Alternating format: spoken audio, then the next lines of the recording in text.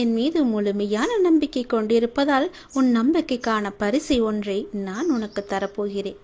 நான் உன்னிடம் ஏற்கனவே கூறியது போலவே உனக்கான அன்பு பரிசை நான் கொண்டு வந்திருக்கிறேன். நான் முன்பு உன்னிடம் கூறியிருந்தேன், பொறுமையாக இரு என்று. அதை நீ ஏற்றுக்கொண்டாயா என்று எனக்கு தெரியவில்லை. ஆனால் உன் பொறுமையை நீ இழந்து விட்டாய். உன் வேண்டுதல்கள் ஒவ்வொன்றாக நிறைவேறும் என்று நான் சொல்லி இருந்தேன். அதன்படிதான் நடந்து கொண்டும் இருக்கிறது.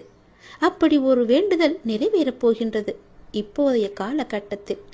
அதற்கு நீ இன்னும் கொஞ்சம் பொறுமையாக இரு என்று சொல்லவில்லை.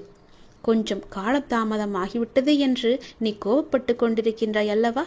அந்த கோபத்தை குறைத்துக்கொள் என்று சொல்கிறேன்.